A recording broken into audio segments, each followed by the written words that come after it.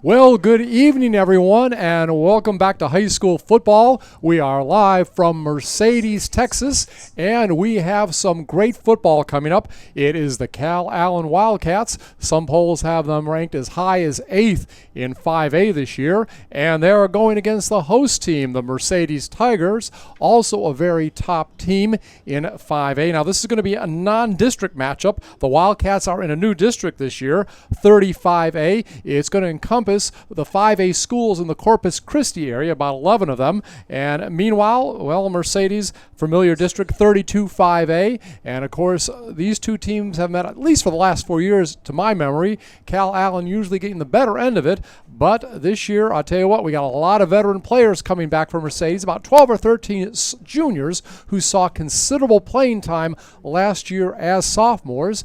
And again, myself, Scott Harrison, glad to be here tonight doing the play-by-play, and joined by a very familiar voice here in the Valley doing sports, Jake Berry. Jake, an honor to be doing the games with you this season. Yeah, this is going to be one of those games, Scott. You know, we're taking over for Carlos Robledo, who left the Tigers, but he's still an alum. But we've got the pleasure of doing this Calallen game right now versus Mercedes, and Mercedes is coming in with one of their better teams that they've had in the past, I want to say a decade. This is one of their better teams. And I can remember teams with Alex Trevino, Albert Chavez. This team has just as many weapons as those teams. And I'll tell you what, you're going against a legendary coach at Calallen, a guy that was a graduate of Harlingen in 1967. And I'll tell you what, this man could be the winningest coach in Texas football history by the time this season's over. Phil Danaher, he has a record of 418 wins, 106 losses, and 4 ties. If he gets 9 wins this season, he is going to pass the legendary G.A. Moore as the winningest high school coach in Texas football history. Of course, if he wants to be the winningest coach of all time in high school football in the United States, got a way to go.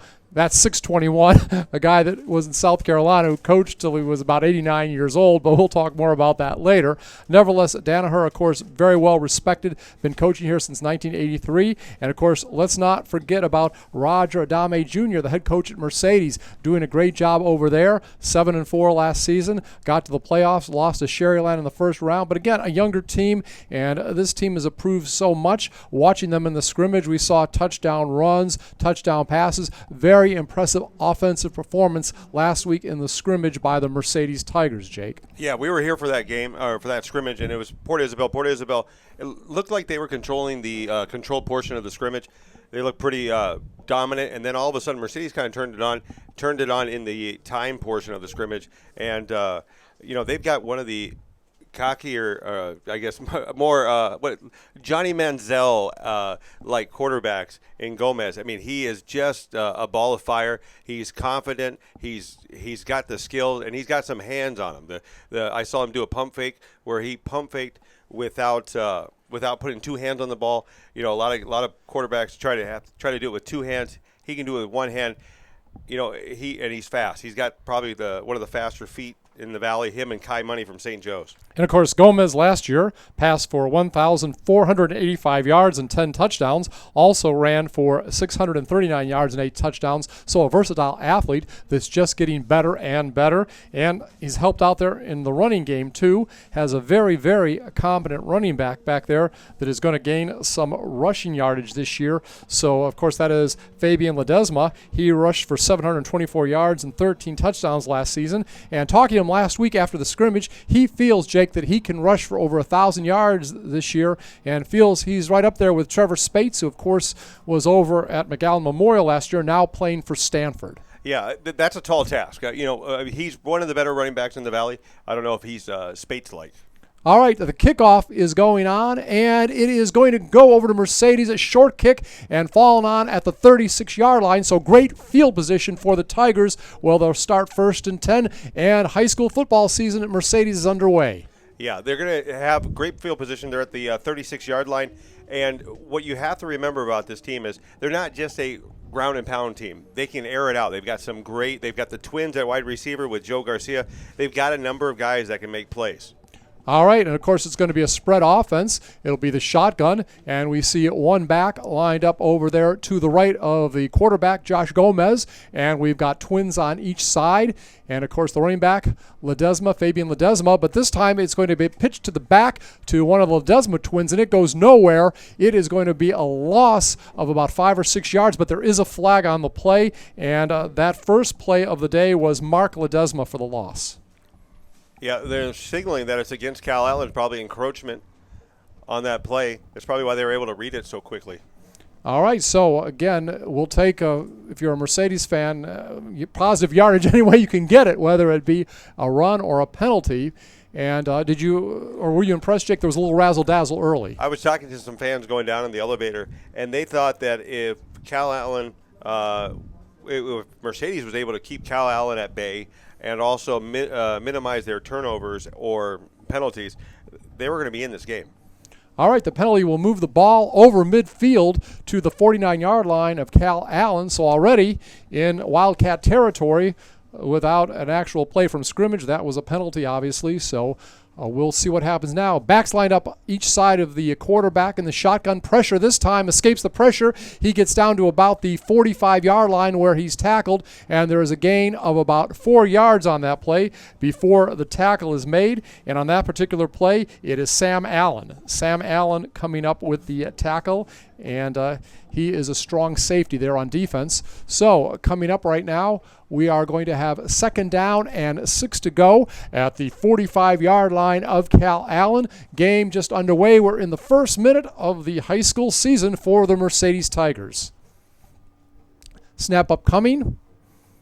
We have a slot on the right side. Gomez back to pass, feels the pressure, and he will try to scramble once again, and he is only going to get about a yard before he is knocked out of bounds, and that time it's Race Deal that knocks him out. Yeah, great play by Gomez. They were running the wheel route on the right side of the field, on the opposite side of the field of us, and it was taken away. The safety was covering it. He took the ball and just ran with it. Great decision by Gomez early. Gomez, again, has a good head on his shoulders, and there is a flag on the play. It is going to be against Mercedes. Yeah, and that's what happens with lines when they have to hold as long as they're holding, and then when the quarterback takes off, they just don't know where the quarterback is at. So I believe holding on the play, right? Yeah, it's a holding. Mm-hmm. All right, so on the play, the ball will go back 5 yards. It is going to be at the 47-yard line back in Mercedes territory. Calling out the snaps again, Gomez in the shotgun. And this time he's going to scramble to the right side. Nobody's open. 2 defenders back on him. Now he runs over toward the left side. Again, that great athletic ability. He's up near the 40. He's going to haul that ball out there, and he overshoots his receiver down at the 40-yard line of the Wildcats. Great play. When I say Manziel-like, you saw him roll out to the right. He came back. He looked across his body, and as he was throwing, he got knocked. The ball just sailed away from him on that one. And it was a good move out there. I believe the intended receiver was Joe Garcia. But again, an incomplete pass. And so we have coming up third down and 16 to go. Again, the ball at the 47-yard line of Mercedes. It is the opening series for the Tigers. Want to try to get ahead of Calallen early. Very explosive team, Calallen. Snap is gotten, and drop back, little screen pass, and it is not going to get much, maybe a yard or two, and the tackle's made about the 47-yard line. Yeah, and that looks like Joe Garcia on the bubble screen right there. Right. You know, they're trying to set something up. You want to Calallen's over pursuing. You want to kind of get them off balance a little bit, throw the bubble screen, but they read that well. Yes, they did. We have 4th down and 13, so a gain of about 3 on that play. And are you surprised Mercedes going for it? No, actually going to punt. Okay, yeah, it looked like they were going to go. Yeah, pooch kick. All right. So the ball will come down around the 15-yard line. Quick little pooch kick that time, done by Gomez. So Gomez basically is kind of a dual threat there. He could have thrown that ball if he wanted to. Yeah, you like to do that when you have an athlete, a quarterback, somebody that can run, roll out, pass. You know, you can do that pooch kick pretty easy because the defense is going to be scared. All right, we're about to see now for the first time today, the offense of the Calallen Wildcats, led by Gage Lamb. He is a senior, first-team All-South last year quarterback, and he rushed for over 1,000 yards, 1,018 yards, also passed for over 1,000, was responsible for 2,177 yards of offense, and they've got a tough sophomore running back named Alec Brown, ran as a freshman for 988 yards. Only. That's right, and Brown lined up right now behind Lamb, and he'll get the ball, and he is not going to get much at all, maybe a yard or two. Good defensive play by Mercedes. Yeah, and in this Calallen team, you know, they're a team that can wear you down. This is a fourth quarter team. Now, last year, Mercedes played a very close game at the beginning of the season with Calallen. They've got to do that tonight. They've got to minimize turnovers and really just minimize those big rushes. 2nd down and 8 coming up. Ball at the 18-yard line, actually 17-yard line of the Wildcats. Tight formation. Lamb will hand it off again. Actually, he'll keep the ball, and he is going to go and get, about 4 or 5 yards. So, again, a little power formation that time, Jake. Yeah, and it was a nice read by him. All he did was bootleg out on that one, and he got about 6 yards, am I right? Mm-hmm. So, you know, it's a great pickup for them. But Mercedes is really quick. You see them right there. They were able to react. The play was in the inside. He bounced it to the outside, and they reacted really fast. So the ball down to the 24-yard line for the Wildcats. Going to be 3rd down and 2 coming up. Clock running, under 8:40 remaining, first quarter. No score between the Wildcats and the home-standing Mercedes Tigers. This time, Brown takes the ball, only back in the backfield, and he is going to get it down to about the 34-yard line. So that's going to be a first down and a better part of 10 yards gain at that time. We told you Brown's a tough runner. We saw him really get that ball on the inside. Good job that time by the offensive line of the Wildcats. Yeah, if you're Mercedes, you don't want to let him get downhill like he was right there. You know, a running back like that's going to find the holes, the seams, if you let him get that much room. So, again, it's going to be 1st down and 10. Ball marked at the 33-yard line. First down of the game for the Wildcats. And this time they're going to try to sweep around the left side. And no luck at all that time, as trying to run with the ball was Brian Juarez. And he is stopped for little or no gain.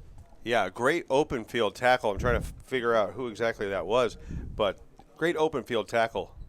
And it was a gain of about 1 yard on the play. So we're going to call it 2nd down and 9 at the 34. Tigers have their burnt orange jerseys with the black numerals, black pants with the burnt orange stripes. So, again, a little bit difficult to see sometimes the numbers, especially as we have the sunset right now. And once again, going with the ball is Juarez, and Juarez will get up near the 40-yard line. So he gets a gain of about 5 or 6 on that play. In the previous play, the open field tackle was Raul Ortega from Mercedes, number 7, a junior.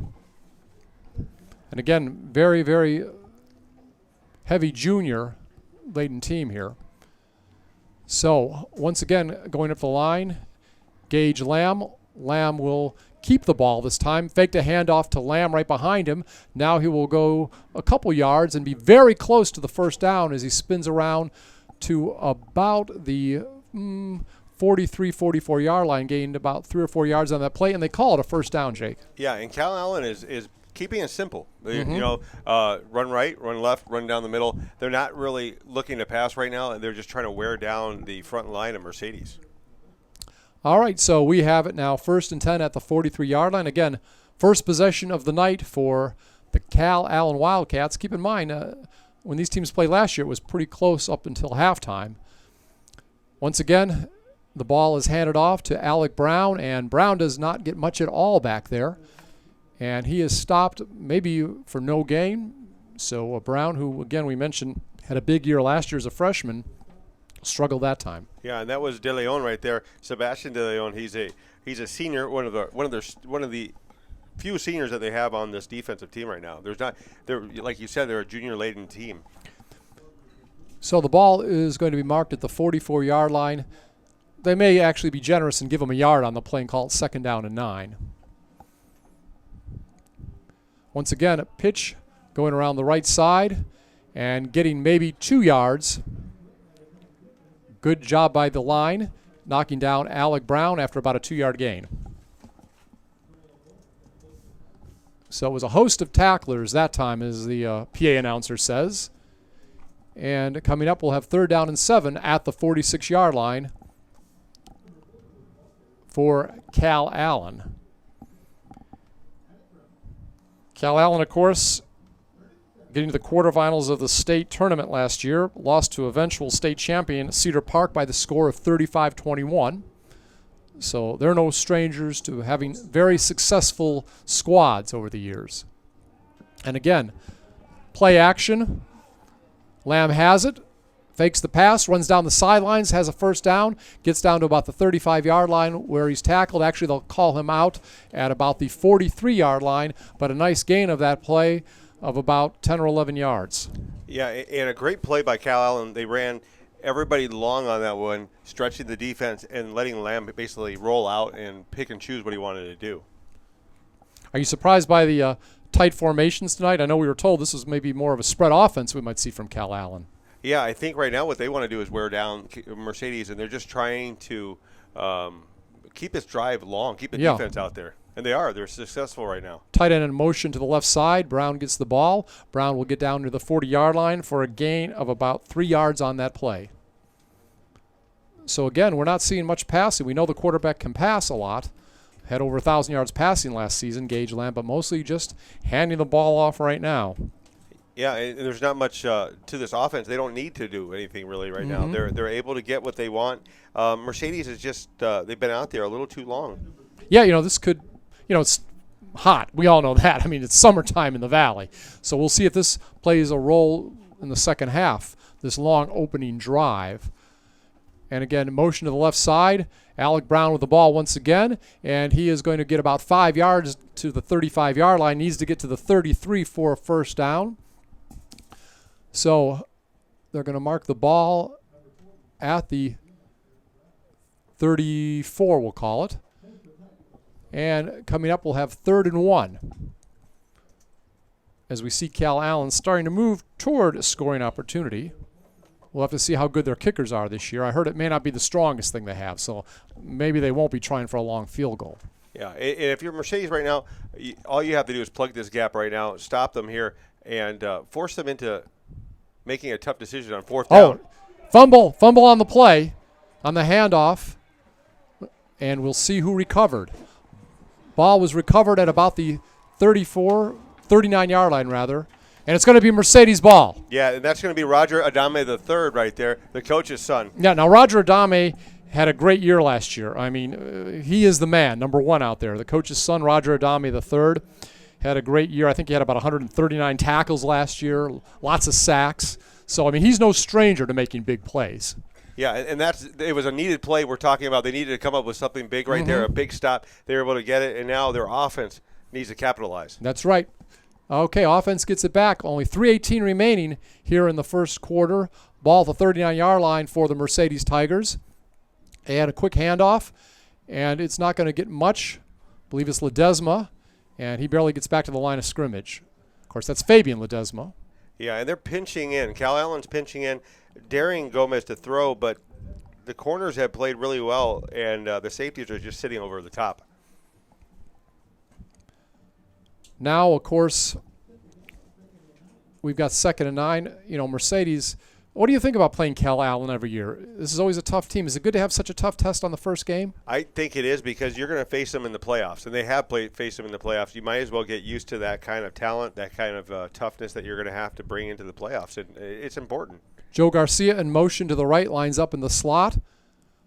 Now more of a wing. And the ball is going to be kept by Gomez, and Gomez is going to spin around off right tackle and get about 3 yards on the play. So still a long way to go. It'll be 3rd and long. Yeah, and I like the play by Mercedes. I want to get Gomez out and running, let him make plays because his feet are just as valuable as his hands. That's true. All right. It's going to be 3rd and 7, ball at the 42-yard line in Mercedes territory. Again, their second series of the night. Last series they did get over the 50-yard line, but were not able to capitalize. Let's see what they do this time. Ball handed off. It's going to be a sweep around the left side by the back, and will get down around the 45-yard line and be knocked out of bounds. It is Fabian Ledesma. And good sportsmanship after he was knocked out of bounds. A player making sure that he was all right. That was inside linebacker 36 Heath Thomas of Calallen. Always like to see that. Yeah, you like to see that sportsmanship. You'd like to see that better after a Mercedes first down. All right, so we have a 4th and 3. No gain on that play. Again, Gomez usually just pooch kicks it. We'll see what he does this time. That's what he did last time. Does move back. I believe that's what he's going to do again. Now there's a whistle. And then Calallen's going to call a timeout. Mm-hmm. So the Wildcats, maybe they're not. Do you think they're not really comfortable with that pooch kick? No, I think they want to stay with the win right now. Okay. They're going into the win right now, or going with the win right now. So they're going to give themselves, with a minute 5 left in the quarter, they want to give themselves the downfield win. Now Roger Adame has done a real good job at Mercedes since he's come there. A nice man. We got to talk to him last week and also this week on the phone. It was 7-4 last year. Lost to Sherryland about 10 points in the playoffs. Isn't his cousin the coach over at Sherryland? Yes. Yeah. So Ron Adame. Yeah. So, a former Mercedes Tiger himself. Yeah. Yeah. They. I was actually at that game. It was a surprising game. Mercedes came in as the overall favorites, and Sherryland shocked them. But Sherryland's been one of those teams that has been able to shock people lately. Mm-hmm. They played really well against Harlingen in their scrimmage. All right. Getting ready for the punt coming up. Again, ball will be snapped from about the 46-yard line of Mercedes. 2 backs back right now for Calallen. Looks to be Brent Gomez and John Gaddis. And fair catch call. No, actually dropped. And we'll see who gets it. It looks like, yes. I'll tell you who was.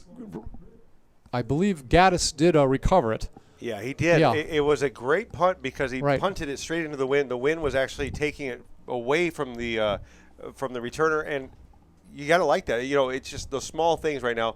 Mercedes needs to capitalize on those turnovers like they were able to with the fumble. So second series of the night with 55 seconds remaining in the first quarter for Calallen. Again, Gage Lamb bringing his team out. Now looks like the offense is going to be spread. Remember, they did like a lot of tight formations. Yeah, they've got a minute. They want to go into the win here. Go with the win, excuse me. So this time it's going to be handed off to the back coming around the left side, and that's Brown, and he is going to get up near the 30-yard line, so a gain of 7 on the play. Yeah, and they ran an end around right there. He was in the slot, and they're not changing anything up. They're still running it, but they ran it out of the spread, and he basically came around on the end around. So he's very versatile back, can line up behind the quarterback, can line up on the slot and do end arounds. So now we see why Alec Brown was so successful as a freshman, almost gaining 1,000 yards. Again, on second down, there is another handoff, and it's going to get not much yardage at all. It's Brown, and Brown is tackled right about the 30-yard line. Yeah, not much of a. No. I believe he just. And, of course, you know who was in on the tackle. Yeah. One of them was Roger Adame, the third. Yeah, he's like a missile. He's like a spear. He just comes in there, and he's going low. I mean, you have to go low on somebody like that because you go high, you're going to bounce off of him. All right, that is the end of the first quarter of play. And, Jake, we see no score between the Mercedes Tigers and also Calallen, the Wildcats. And are you surprised that we have no score after one quarter? No, I thought Mercedes defense played really well last week in the scrimmage against Port Isabel. I knew that they could hold Calallen down. We need 3 more quarters of this, and the offense needs to come around. But I thought that the defense really hung tough in the first quarter. I think that big things ahead of us. Now you got to go see the 7-7 this year, and of course, Mercedes was in Pool H.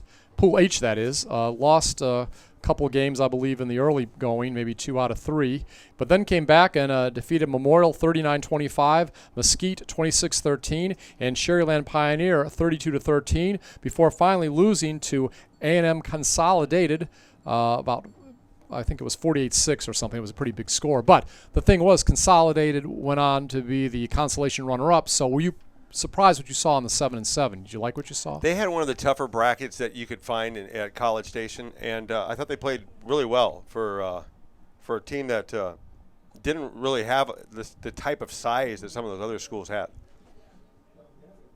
All right, so it was John Gaddis on the run that time, and he is going to pick up, I believe, a first down.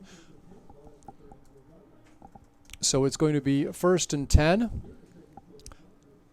Ball is at the 34-yard line. So John Gaddis, who we saw almost fumble away the kick a few moments ago, gets a touch on offense this time. Again, we're just entering the second quarter of play, and no score between the Mercedes Tigers here at Tiger Stadium and the guest, the Calallen Wildcats. This time, Lamb and the spread goes back to pass, and it's intercepted, but then there is a whistle. For a moment, a little excitement there, but a whistle on the play. And we were excited to see maybe the first big turnover all of the day. And that would have been one heck of a turnover right there from Raul Ortega, who had that great open field tackle in the first quarter. If he could have taken that to the house, it would have been beautiful. So it was offsides on that play. And it'll be a 5-yard penalty. Offsides on Mercedes. And they'll move the ball to the 39-yard line, and it'll make it 1st down and 5. Jake, nothing like opening night no matter what sport you're at. It doesn't matter if you're at baseball, football, just amazing. All right, again, more of the spread offense, this time coming around from the left side and taking the ball going right is Alec Brown. Again, lined up toward the slot area, and we'll get not much on that play.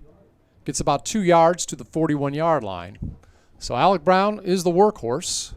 He will see most of the touches tonight, and obviously the quarterback rushed for over 1,000 yards last season, Lamb, so he will be also seeing his share of duty running the ball for Calallen. Again, 2nd down and 3, ball at the 41-yard line. We're inside the first minute of the second quarter. No score from Mercedes. And before the snap, there is a whistle. False start going against the Wildcats. Dead ball foul. We'll move the ball back to the 36. So instead of being 2nd down and 3, it now will be 2nd down and 8.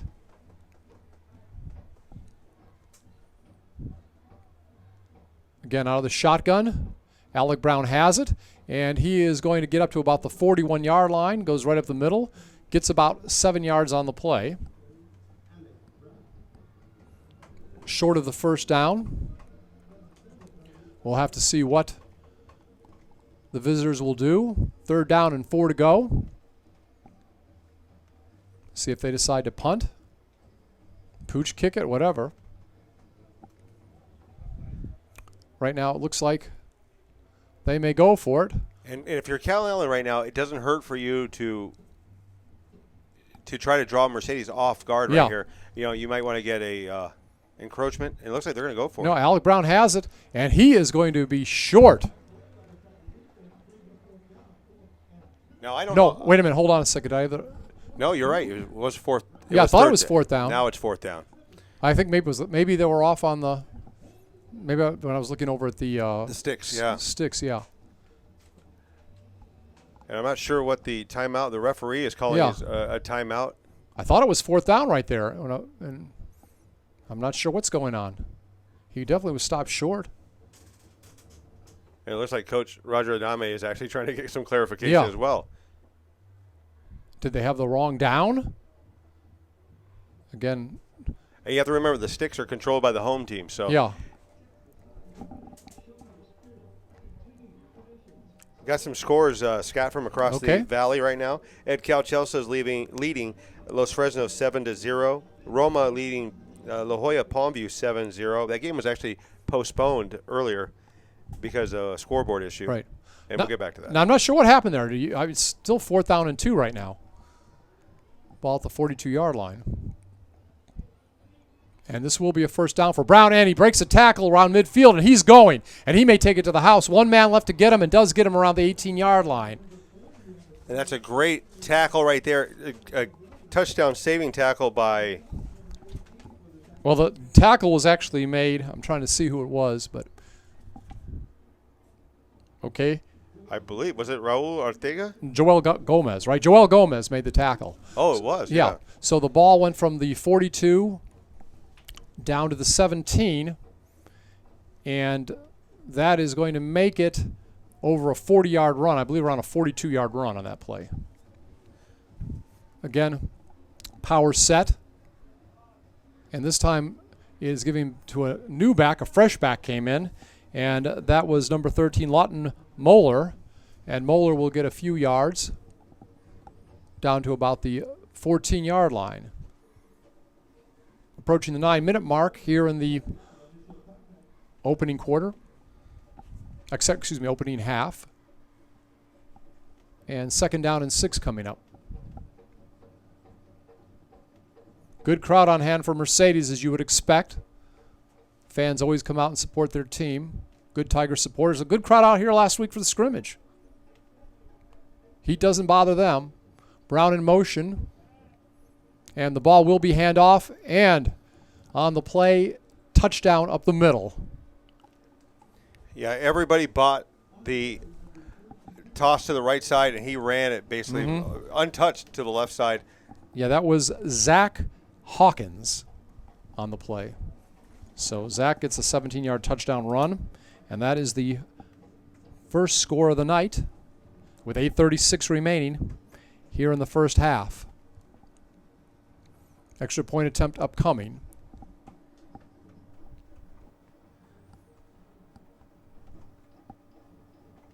Looks like the attempt will be up and is good. And Scott, Lamb, it was Lamb, by the way. I was just trying to see who was the kicker. Lamb was the kicker. And we'll take a look right now at that play. You'll see Calallen will come up to the line. As slow as our replay is working. The play did go faster than this, really. We promise you. Yes, it did. But as you see, they'll come up to the line. Everybody's going to bite on the right side of the line. They put a man in motion. It looks like they're going to go to the right side, and they just basically do the handoff on the inside, and he goes in untouched. Zach Hawkins with the first points of the night. Alec Brown, the workhorse. Big play on that drive, an over 40-yard run. But it is Zach Hawkins who takes it in for the score. First score of the night. Makes it 7-0. And do you think, Jake, that early long drive could have affected the team at all? Worn them out a little bit?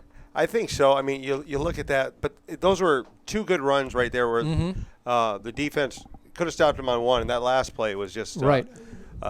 It was a good play call. All right, ball kicked off right now by Philip Lively, who also is a defensive back. Short kick. It'll be at the 33-yard line, 1st and 10. So at least decent field position for the Tigers as they try to turn things around. And again, I believe, Jake, you and our compatriot Kevin Naro, you picked the upset tonight, I guess, right? You know, I thought Mercedes had the weapons to hang with Calallen, and I really thought that if the game was close, I think Mercedes still has a chance of pulling that upset. By the way, getting that ball last time was Raul Ortega. And now, once again, Josh Gomez back at quarterback, feels pressure, and he is going to be thrown for a loss.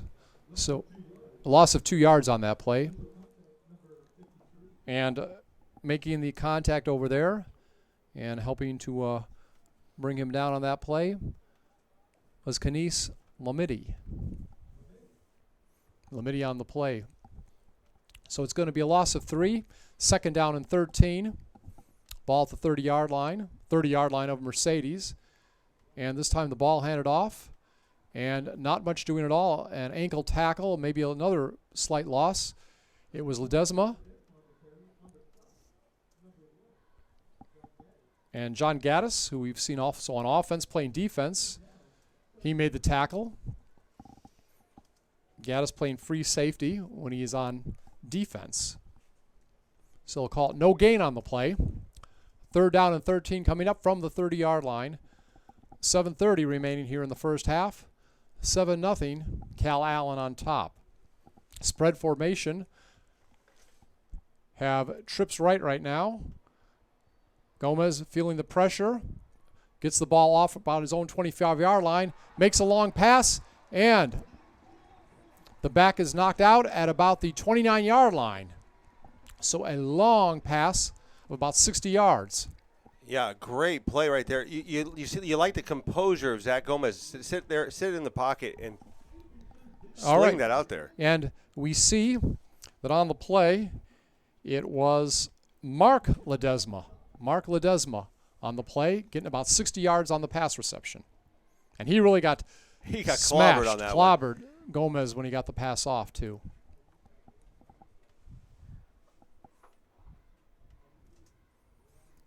First and 10. Great field position now. And another complete pass down to about the 15-yard line. So about a 15, 16-yard pass reception. And again, it's Ledesma. You know, you got to like how gritty this team is. They could have folded on that after that touchdown. They could have, put their Matthew heads down. Ledesma, by the way, that time. And they're plugging away right now. You look at, there's a little bit of a fire right now. Yeah. So the ball down about the 12-yard line, gain of about 17 or 18 on the play. And I'll tell you what, Tigers making a big comeback quick. Some big pass plays. We saw some of these big pass plays during the scrimmage. We know they can do this. And again, a running play, and this time down to about the 8-yard line. And we're going to call it a gain of about maybe 3-yard lines for Fabian Ledesma. Shocking score right now across the valley. Harlingen South actually is up 7-0 over Mac High. Mac High, we really didn't know what to expect from either team. Yeah. But Mac High is actually trailing. So 2nd down and 8 right now. Ball at the 10-yard line. They can get it down to the 2-yard line and get a first down without scoring. Backs lined up on either side in the spread for Gomez. We'll hand it off to the back on the right side, and he will not get much at all that time. Gang tackled at the line of scrimmage. Yeah, and Calallen is pinching in right now, daring Mercedes to throw to the outside. And you got to like right now where Mercedes is at, though, because if they go spread right here and let Zach Gomez go for it, I think you still think you try to punch this one in, regardless on 4th down. Yeah. All right. Again, we have 3rd down coming up. 3rd down and 8 at the 10-yard line. Gomez back to pass, looking in the end zone and gets the receiver. Touchdown. What an incredible catch by number 5. 15, actually. Is it 15? Yeah, it is? Oh, it is. Yeah, Joe Garcia. Joe Garcia, one of the best receivers they have. Yeah. I love Joe Garcia. I saw him during that Port Isabel scrimmage. He comes up with big plays. Yeah. Joe Garcia's the coach really likes him. Told me to watch out for him. And he gets a 10-yard touchdown reception. Joe Garcia on the reception. Extra point attempt coming up. And it's good. So we have a tie score. And I believe that was Emmanuel Murillo who had the extra point attempt. And it's now 7-7 with 5 minutes remaining exactly here in the first quarter. 15-yard reception by Joe Garcia. And you saw passes to Ledesma. We saw passes to Garcia. You just see the depth in that wide receiver. And, of course, both Ledesmas. I believe both Ledesmas caught passes on that. Yeah. So both. Yeah. They're twins if people don't know that. And of course, and then Fabian Ledesma is the cousin. That's right.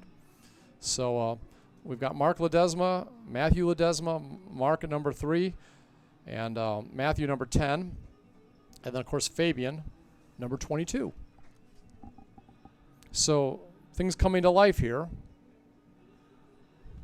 Yeah, just an incredible. I mean, you saw like a fire get lit under him after that. After Calallen scored their touchdown, and impressive drive by Mercedes. And it all started with Zach Gomez standing in there, taking that big hit to throw that long bomb to Ledesma. Yeah, and he just got tattooed on that play too. So, getting ready to kick the ball off.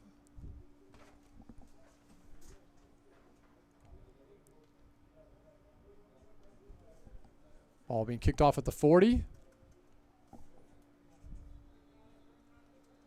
And it'll be a fair catch at about the 30-yard line. Colton Duff. And I believe doing the kickoffs for Mercedes is Alex Ramos. He's also a running back. He would be the guy that would go for the long field goals. I believe the other kicker's a little more accurate on the shorter kicks when it comes to extra points and short field goals. So, 1st and 10 from the 30-yard line for Calallen. Again, 5 minutes remaining. First half. Lamb has it out of the shotgun, keeps it, and he is tackled in the backfield.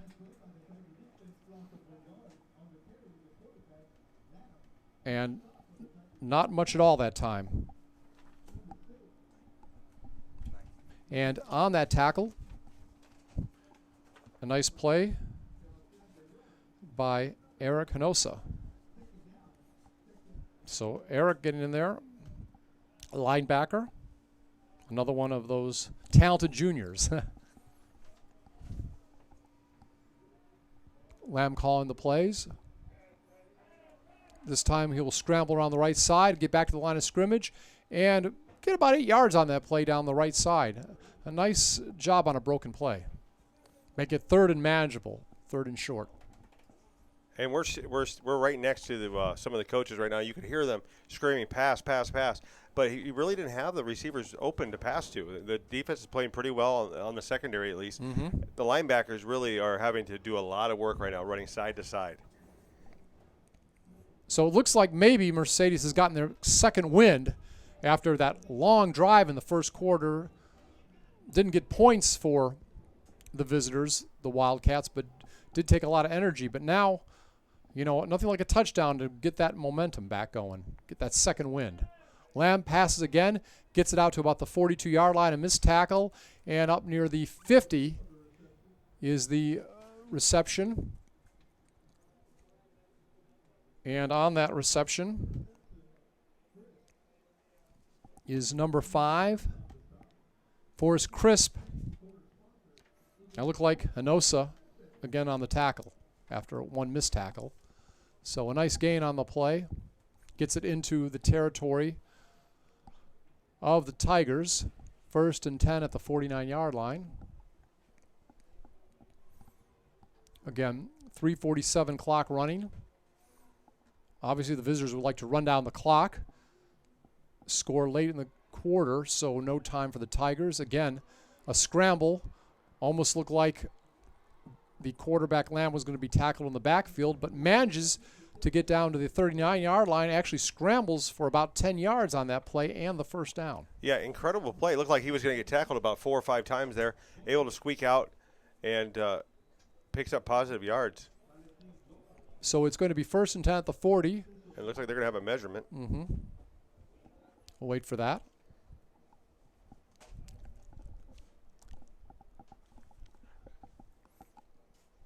Measurement coming up. Now this is a new stadium, relatively speaking, right? Isn't this only a couple years old? Yeah, this is their second year here. They last year was their inaugural year. It's a beautiful stadium. Yeah, it is. You look around too. They got. It looks like they've got their weight room facility over here is beautiful. The offices are really nice, and it's beautiful track too. A beautiful track. And we were here last week. We got to see it right on the field level. You know, and there's not a bad seat in the place. And I guess they used to play down where they have that rodeo. I went to that rodeo, by the way, this past year, and that was a lot of fun. How'd you do? I didn't get eaten up by an alligator. There was an alligator show, but fortunately they didn't ask me to be a participant. I just watched. So didn't try to ride a bucking bronc either. All right, 1st and 10 at the 40. It is a first down. Clock running now. Under 3:20 remaining, first half. Again, spread offense. Handoff back coming around the slot to the right side, and we'll only get about a yard or two. Not much at all on that play, and that again was Zach Hawkins, who scored the touchdown earlier in the game. Roger Adami, again, one of the players in on the tackle. Roger Adami III, the coach's son. Got to meet his grandfather here, a former high school coach also. And very nice talking to him and his grandmother in this very booth last week. They were sitting up here during the scrimmage. So 2nd down and 9 from the 39, clock running. Under 2:40 remaining here in the first half. Lamb again gets the ball, feels the pressure, and he will fall forward for about 2 yards. Not much for Lamb that time either. So it is going to be about 3rd and 9. Yeah. Mm-hmm. 3rd and 9 right now, and if you're Mercedes, you just want to hold here. Hold them back. Even them taking a long field goal is a positive right here. Right. Eric Hernosa, again, in on the play. We've been calling his number a lot, number 9 here in this game. And timeout by Calallen. Looks like they're going to regroup right now. With 3rd and 9 right now, you really can't afford to give Mercedes good field position. Now, last year, Calallen went 11-3, and they are going to be at home next week against S.A. Johnson. Are you familiar with them? San Antonio Johnson. Yeah, San Antonio Johnson? Yeah. Okay, I saw that on the schedule. And, of course, next week, Mercedes is going to host Rowe, I believe. Nicky Rowe, if my memory serves me correct. Yeah, we'll actually have to see how Rowe is doing tonight. They're playing Edinburgh. 2 head coaches that are looking for their first wins of their head coaching career. Really? Yeah, so J.J. Leha at Edinburgh and Bobby Flores at Nicky Rowe. Now, what do we know about? Do we know much about Coach Flores? Because we're going to see him here next week. 16. He's been an assistant for 16 years at Rowe. I can't remember where he was before that, but yeah, I know him really well. He was a basketball official. So. And we also talked about the fact that Phil Danaher could be the winningest coach of all time in Texas football history before the end of the year. He's actually a 1967 graduate of Harlingen, who I know on 956sports.com, they have Harlingen ranked preseason as the number 1 team in the Valley. Mercedes number 2. Good job on that list by Kevin Narrow, by the way. And right now the ball will be kept by Lamb, and he will get it inside the 30-yard line. Good enough for the first down. Had to get 8 yards, got about 10. Oh, we're looking for a update on the Rowe game. They're up 6-0 over Edinburgh. Thank you to Rob Vella. All right. So officially the ball marked at the 26-yard line. First down and 10. Calallen inside the territory of the home Tigers. Game knotted up at 7-all. Again, from what we heard, maybe kicking not the strongest point field goal kicking for this team. So they would obviously like to knock it in.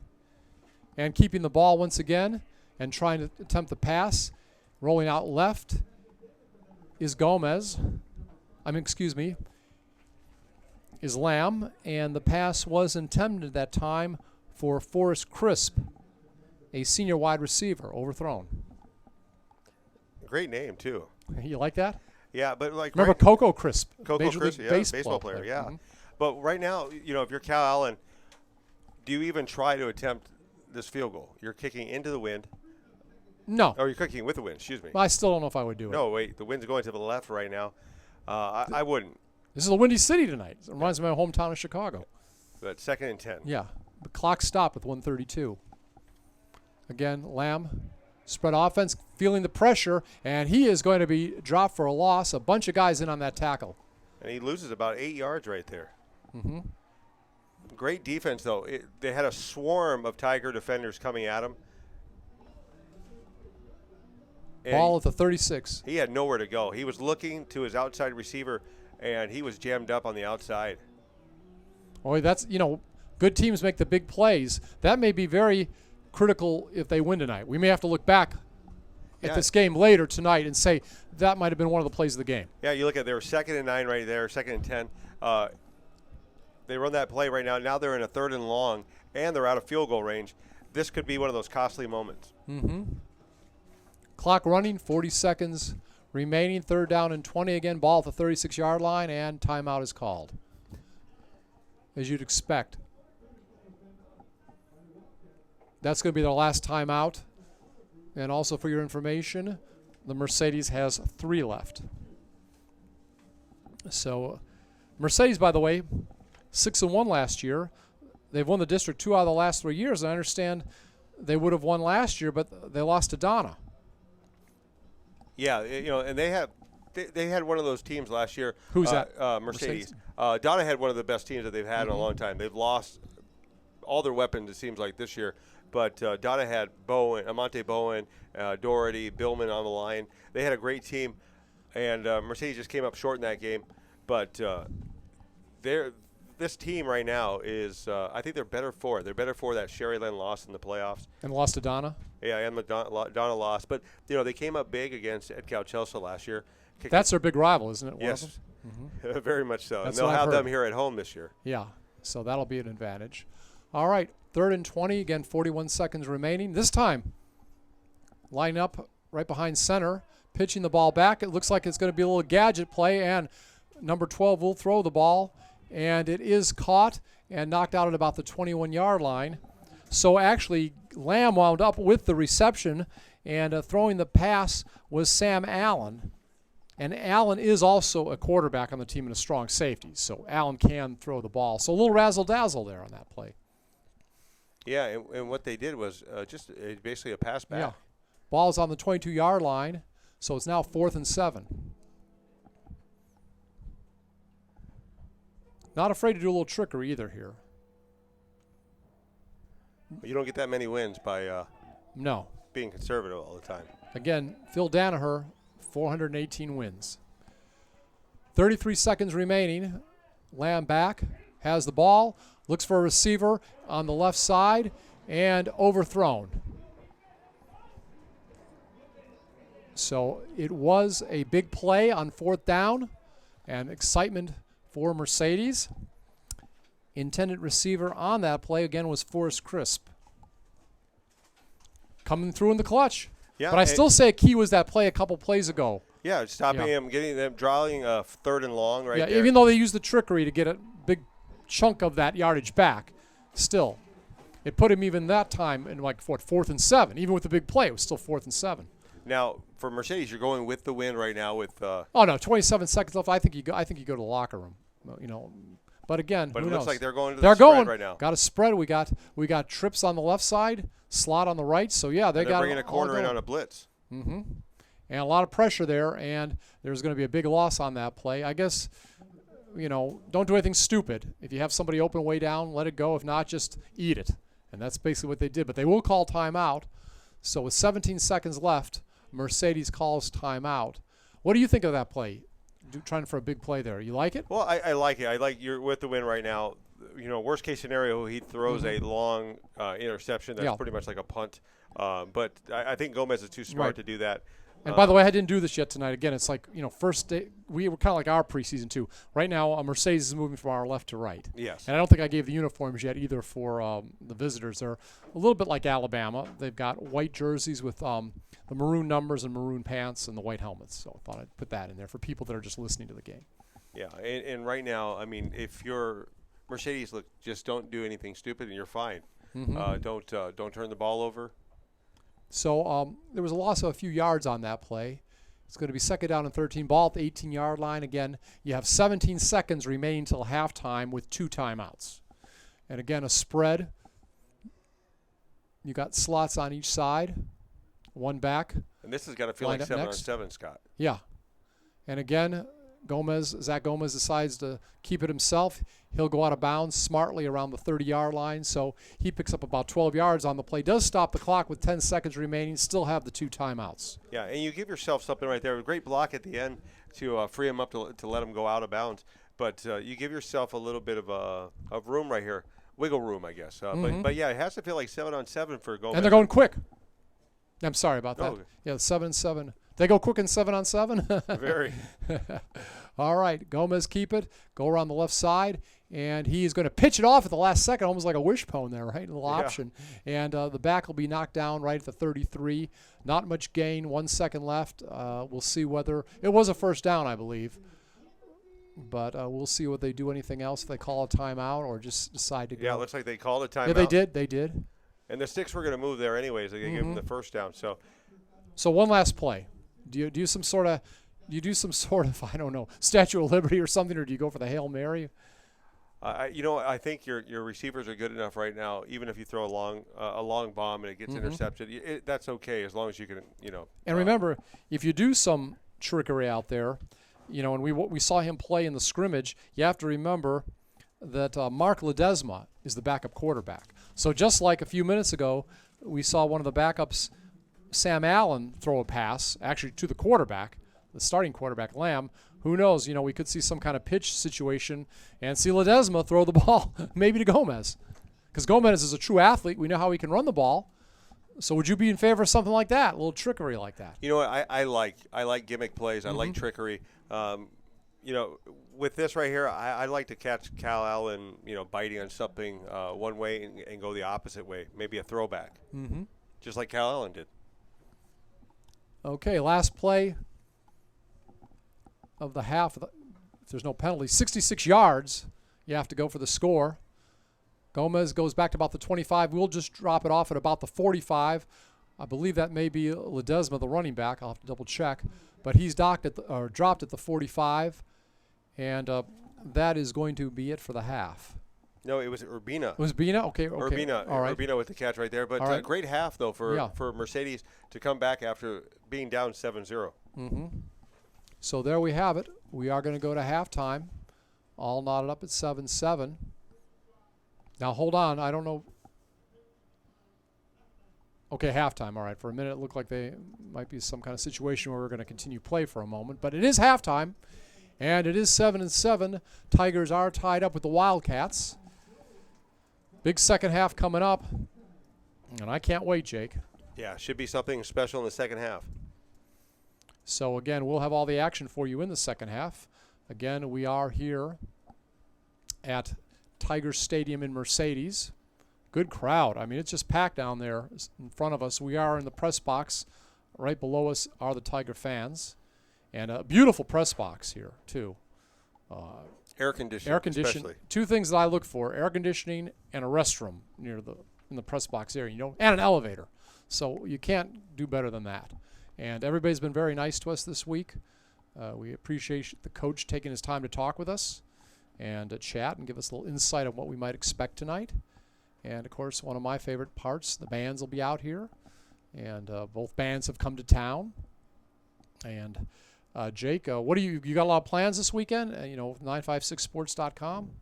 No, I'm just going to try to recover from this week. It's been a long week. First week of high school. Yeah, well, now, quickly, give a plug to this new show you and Kevin Naro are doing each week. Well, we're doing the weekly grind with our hostess, who's actually in our press box, Alejandra Pena. Pena. Ali Pena's doing a good job tonight. She helped get everything set up. And thank her. Yeah. And she helped with our setup today, which was a daunting task. But no, it's a great show. We do the picks, and then afterwards, Kevin and I do basically a show with. I watched it this week. Coaches. Kevin went out and got all the interviews and everything. You guys did real good. Yeah. So, it was a good job and everything, and it's and I want to compliment Kevin too for going out this week and getting a lot of interviews. Did interviews with the coaches this week here and everything. Yeah, and special thanks to Eric De La Cerda for being our cameraman. Doing some spotting too for us tonight. We appreciate it. Yeah, he's a Mercedes grad, and he's been helping us with figuring out who's been doing what tonight. And also, I'll tell you this week, Jake too. I'll be heading up tomorrow and going to see this week the Texans play. They're going to play the Arizona Cardinals if you're a pro football fan. Oh, nice. And that'll be on TV on one of the local stations, 3 o'clock on Sunday. And keep in mind, when it comes to NFL games, I know the Cowboys played last night. Tony Romo got a little shaken up, got that back problem, and he still wanted to continue. I watched a little bit of that game, but after that getting shaken up early in the game, they said to Tony, no, this is just preseason. You need to come out. But we'll go check on the Texans and see how they do. And I'll talk a little bit about pro football with you. Actually, Jake, I have season credentials with my Harrison Broadcasting Company with both the New Orleans Saints and the Houston Texans. So from time to time, I'll give you a little insights on some pro football, too. Yeah, that'd be incredible.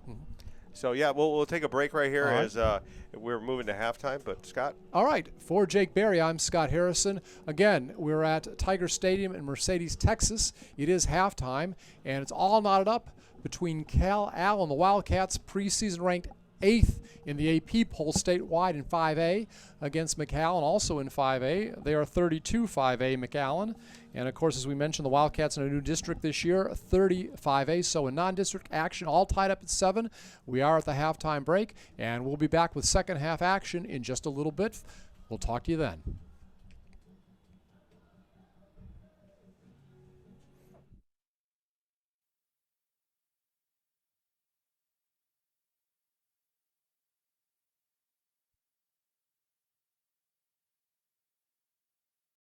No. All right, we're good.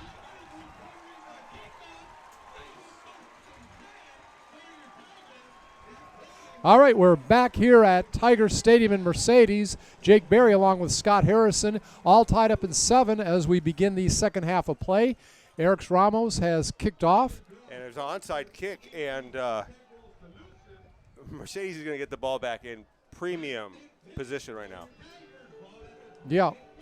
So, again, a little trickery. We talked about sometimes you said that yourself. You like to see some trickery in the games, Jake. You know, you like to see it. You don't know all the time if it's going to pay off and if you're going to look like the GOAT afterwards. Mm-hmm. So, again, if you're just tuning in, Mercedes has recovered an onside kick, and they will have the ball, as you said, primo position. I like that. Down at the 28-yard line of Calallen. Both teams with 1 touchdown in the first half. And the ball is handed off, and going around the right side, getting a first down, it looks like, on that first rush.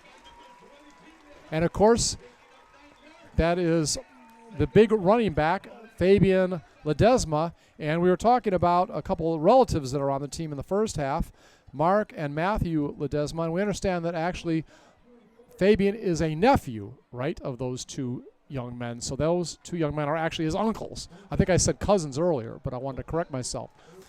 So it's going to be a gain of 9, they're going to call it. It'll be first down and 1 at the 20-yard line. Great field position on the onside kick for the home Mercedes Tigers. And this time we're going to sweep around the left side, and it'll be good enough for the first down, gain of about 5 to the 14-yard line. And as they say, nice play by the Tiger offense. A lot of excitement out there. I love the PA announcer. Really gets into it. Have to find out his name. And I believe that was Ledesma again running the ball. No, let me make a correction here. No, I'm sorry. Correction, Joe Garcia. Joe Garcia had the ball and got it down to the 13-yard line. First down and 10. Ball will be snapped quickly. Quarterback keeper Gomez gets it down to the 8-yard line. Zach Gomez, the quarterback, second down and 6. Ball at the 8-yard line. Moving very quickly after that onside kick. Already inside the 10-yard line.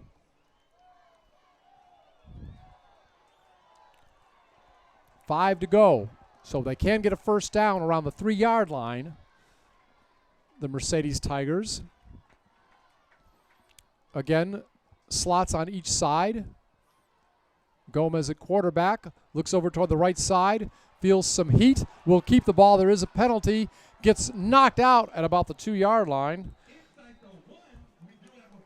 But again, there is a flag on the play. Felt some pressure on that play by Justice Escobar, a defensive tackle, but got away from 70.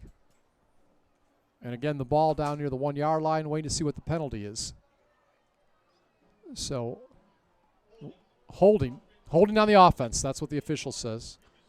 And that's a killer right there. Mm-hmm. When ball would have been inside the 1. Yeah, the last thing you want to do is get back into a spot like that. All right, ball back at the 20-yard line. Second down and 17 at the 20-yard line. A couple minutes into the second half. Tie scored 7-all. Zach Hawkins scored on a 17-yard run, first for the visitors. Then Joe Garcia on a 15-yard touchdown pass from Zach Gomez in the second quarter. A couple long receptions on that drive by the brothers, Mark Ledesma and Matt Ledesma, setting up the eventual touchdown by Garcia. And as the ball is snapped, another whistle.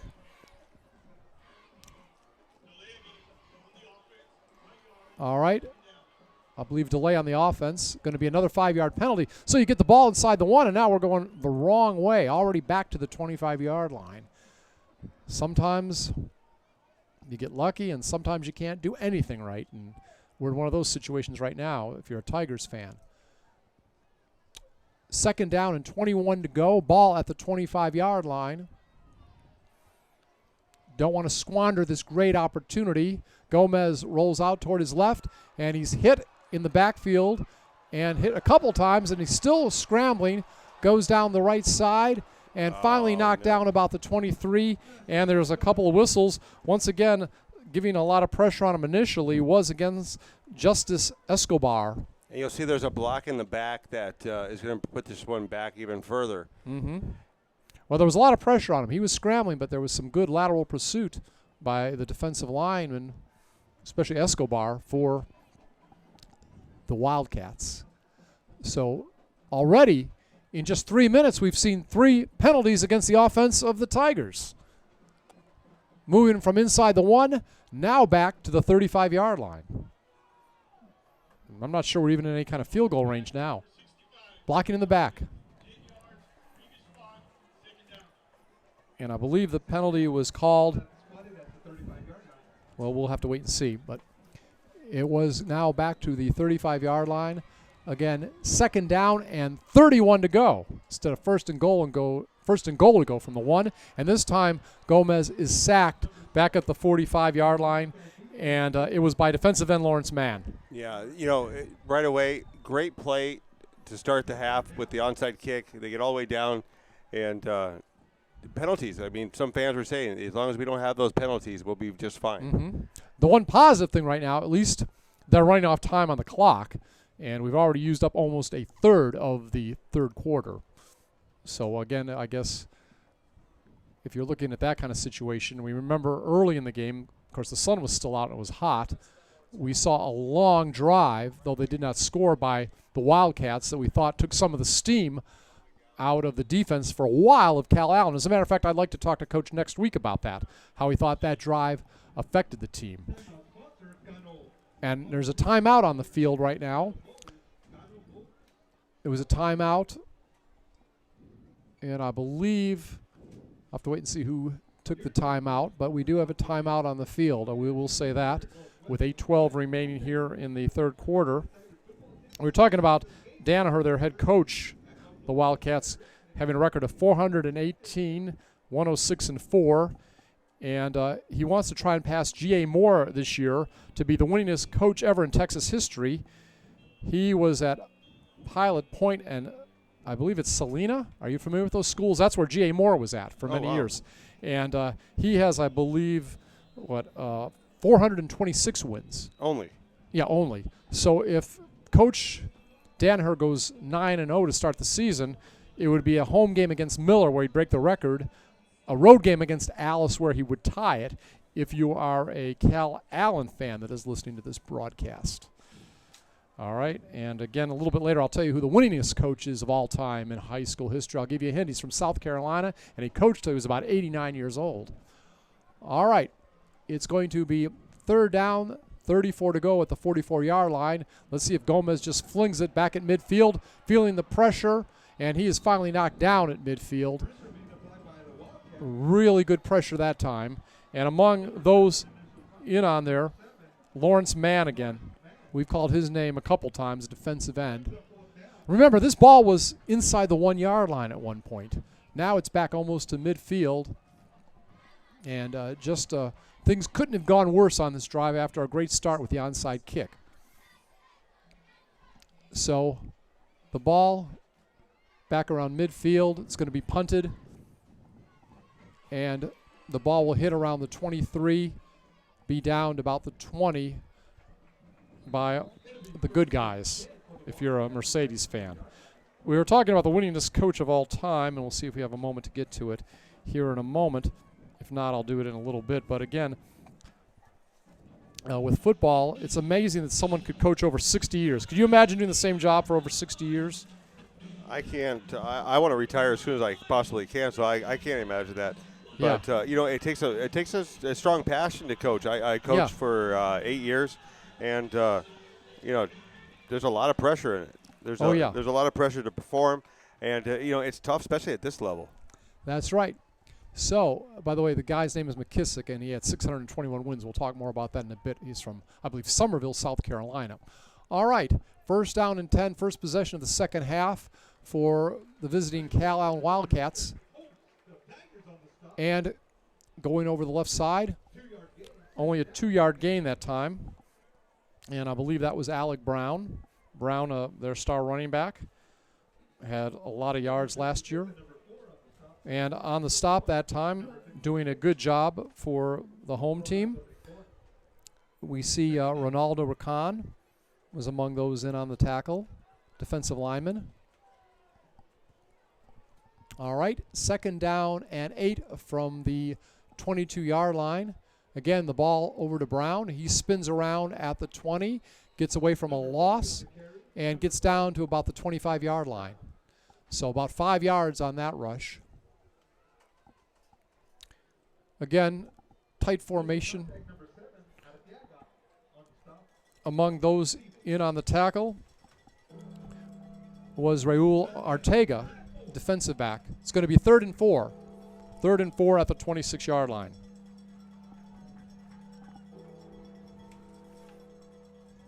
Fans want a big play. Already midway through the third quarter, fast-moving quarter so far. And penalty against the offense. So there'll be a 5-yard penalty right there. 3rd and 9 coming up. And they haven't passed too well tonight. I'd like to see Mercedes go right after him this time. Mm-hmm. All right, Lamb is back to pass. Gage Lamb, the quarterback, tries to pass between two defenders and passes incomplete. And the pass was intended for Colton Duff. Incomplete.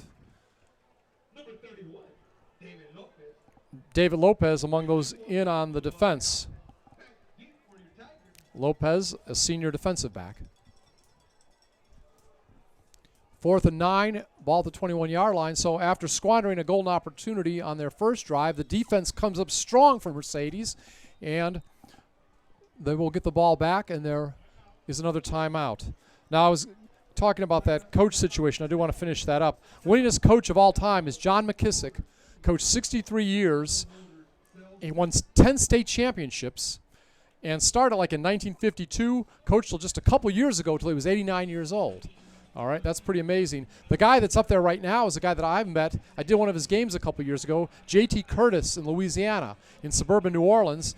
He has coached for 47 years, beginning in 1969, and he has 550 wins, 26 state championships.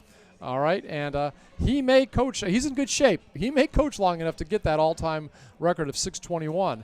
And he coaches at a small school. And again, what's cool about his students is they do play the championship games in Louisiana at the Superdome, same place the Saints play. So that's a lot of fun.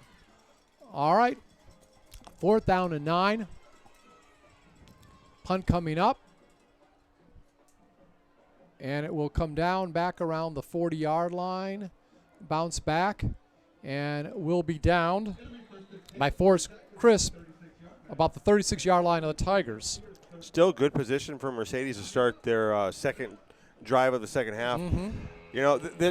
Right now, I know the offense came off the field the last time, and they probably went to him, talked to him about minimizing those penalties because the line didn't hold up too well after those penalties. They just they turned into a sieve, and everybody was coming free against Gomez, and you got to give Gomez time. Right. Give him time to operate, and he can do magic.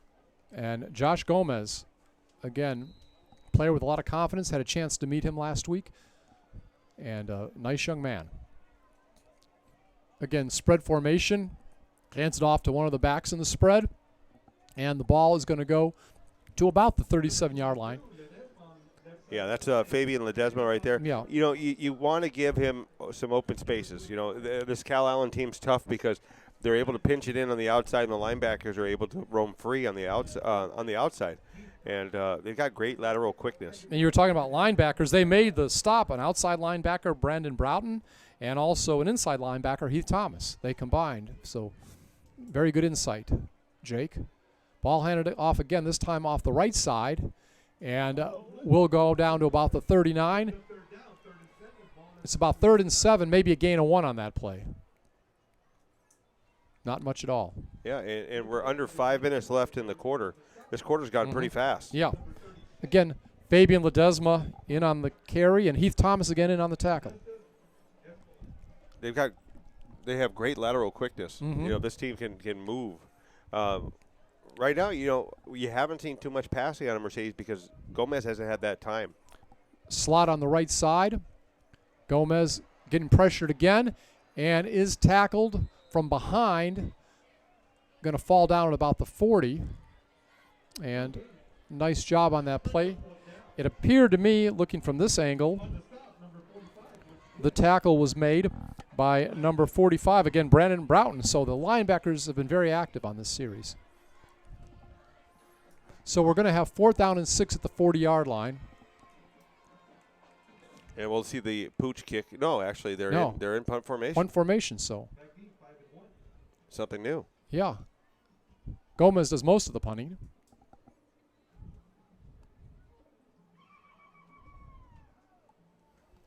And that's a great punt. Yes.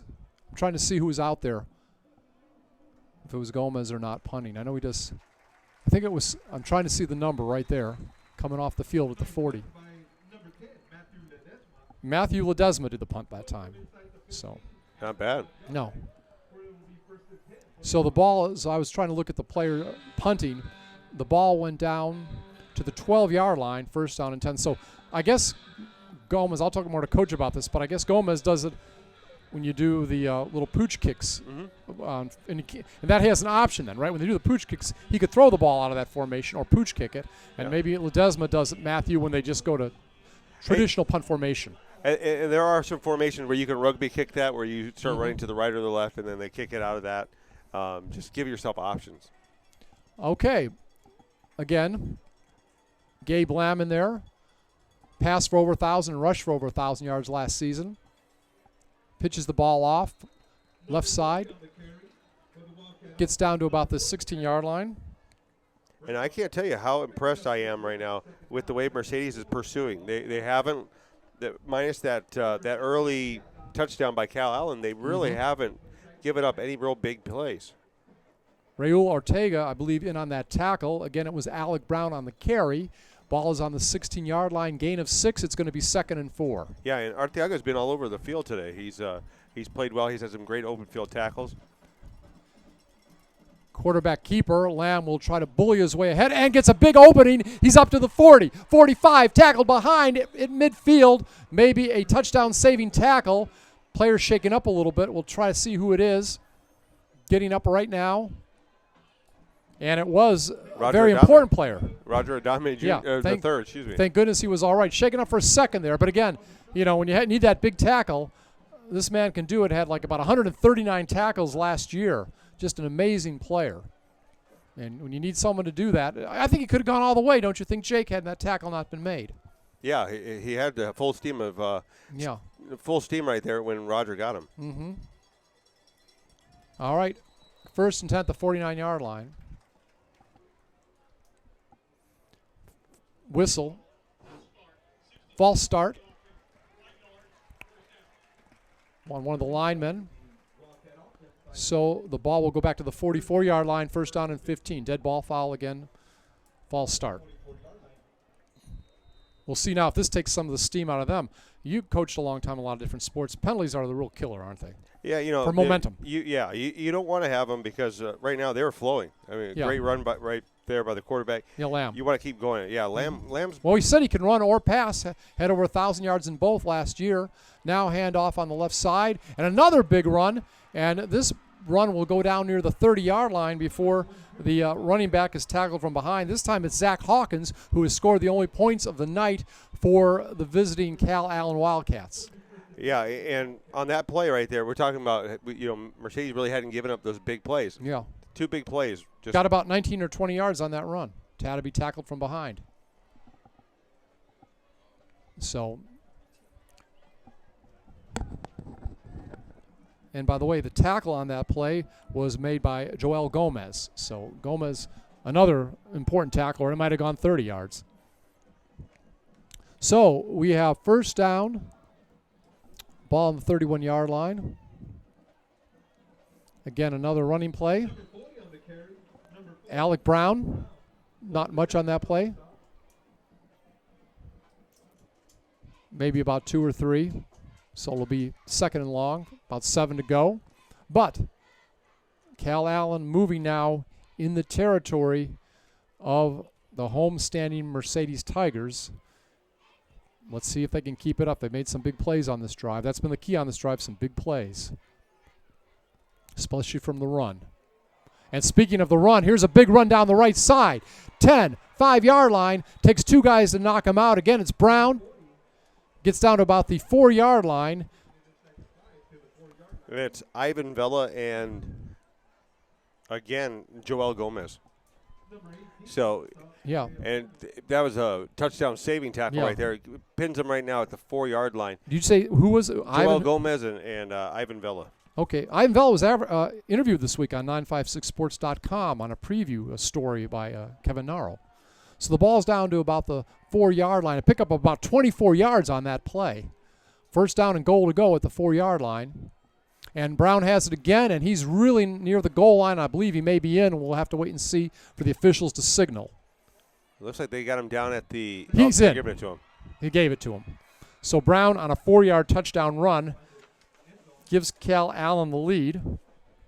29 seconds remaining here in the third quarter. Brown, only a sophomore, had over 900 yards rushing as a freshman. And just a little power play there. Makes it 13-7 with the extra point attempt coming up momentarily. So some long runs on that play, some tough running by the visiting Wildcats leads to the score. Extra point attempt is up, and it's good, and it's Lamb. So with 29 seconds left here in the third quarter, it's 14-7. But keep in mind, if you're a Mercedes fan, Zach Hawkins scored. 8:36 remaining in the first quarter to take a 7-0 lead, but some big pass plays, including a touchdown to Joe Garcia with 5 minutes left in the second quarter, tied the score at 7-all. And this game a lot different than last year when these two teams played. It was close, I believe, in the first half before Mercedes really struggled in the second half and lost 35-6. And Coach was telling me, we were talking about how penalties change things. He said in that game last year, one of the keys was a kickoff return that was called back when it was still close against Mercedes. So penalties can be rough. Yeah, they're killers. And right now, if you're Mercedes, you just got to take it play by play, down by down, and just inch your way back into this, because they did that the last time. They showed a lot of moxie coming back, a lot of big plays. Mm-hmm. All right, kickoff coming up here in a second. Again, 29 seconds remaining, 14-7. Calallen, preseason ranked number 8 in 5A, made it to the quarterfinals last year before losing to eventual state champ Cedar Point by the score of 35-21. Definitely a top program.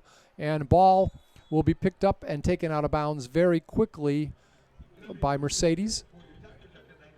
And they'll start at the 19-yard line. So a long drive coming up now. If they want to tie this, they'll have to go about 81 yards. But we know the firepower of this team. We know they can do it. And they have the players. They can do it by pass. We've seen good long passes to Ledesmas, both Mark and Matthew. This time, Play comes in a little bit late. An I formation. First time we've seen that tonight. Deep back gets it. Will get up about 2 or 3 yards. So that's something new. Fabian Ledesma. We do not, this is they almost exclusively do the spread except maybe on goal line situations, but that was an I formation.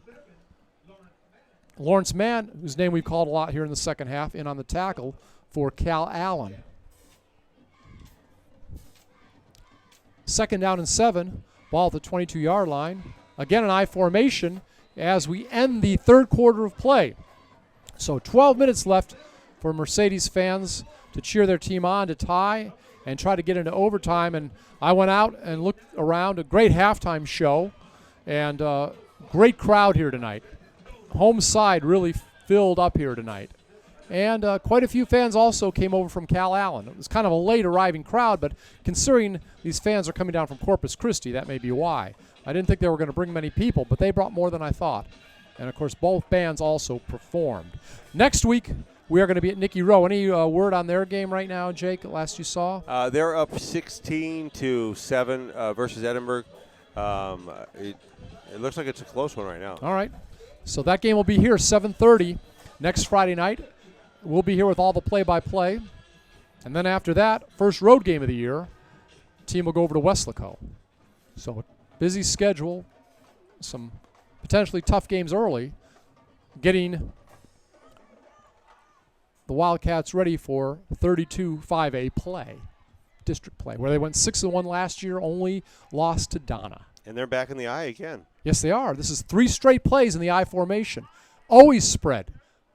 But this time, back to Fabian Ledesma. He's going to run around the left side, and a good lateral pursuit and a good tackle at the 20-yard line. Looks like there's going to be a hold right there. Hold right there on the outside. The free safety, John Gaddis, did make the tackle. He plays both ways, but again, a flag on the play like you said. We'll wait for the call. Holding against the offense. Penalty declined. 3rd down. Would you decline it? Yeah, because right now you're in 3rd and long, and Mercedes really is struggling in the second half. If it was the first half, I would take it. Okay, so 3rd down and 7 at the 22, but then wouldn't it have been 2nd down and what, about 17? So yeah. All right. Two different ways of looking at it. I just thought maybe with all the firepower of Mercedes you might take it, but we'll see. We'll see if it pays off. Trips on the left side. Looked that way, Gomez. Zach couldn't find anybody open. Now heaves it down the right sideline, and it's almost caught at the 45, but good defensive play back there. Makes it an incomplete pass. Now the pass was intended on that particular play for Richard Urbina. Richard Urbina was the intended receiver. Forrest Crisp, who we've seen on offense at wide receiver, doing a good job that time defending as a back, defensive back. So it's 4th down and 7 at the 22-yard line. 14-7 the score. First 30 seconds of the second half. And Calallen will get the ball back. Ledesma punting. Maybe a fair catch. No, they'll let it bounce at the 50. He's going to go back. It'll be down to about the 43-yard line. So Calallen will start 1st and 10 at their own 43-yard line. Very competitive game, as you heard on 956sports.com this week. Kevin Nato and also our very own Jake Berry here predicted, I guess you would consider an upset, that Mercedes would win, considering that Calallen is ranked 8th in the state by AP. And I'm going to tell you what, no matter what happens, Mercedes fans can hold their heads high and be very proud of their team. Yeah, when you're, almost tied for the majority of the game with Calallen right now, taking that lead in the 3rd, but they're playing well. I mean, Mercedes is still in this one. Yeah. It's kind of a wing out there now. Yes. All right. And the ball is going to be handed off by Lamb. And 22 has the carry, Zach Hawkins. I guess that's what, a wing veer? Is that what they call that, or what, a little bit of? Yeah, Yeah. you would have saw that back in the Yeah. 70s, 80s. Yeah, they use that. Well, I heard talking to one of the other broadcasters for the visitors that they use that sometimes near the goal line. So it's kind of unusual seeing that in midfield for this team. And they're going to grind it out. This is they've got 1 quarter left right now. They're grinding it out. You see a lot of that end around right now with their the back that they put on the outside. 2nd down and 5. Hawkins got 5 on that play. And up the middle this time, not much doing, maybe a couple at most, near midfield.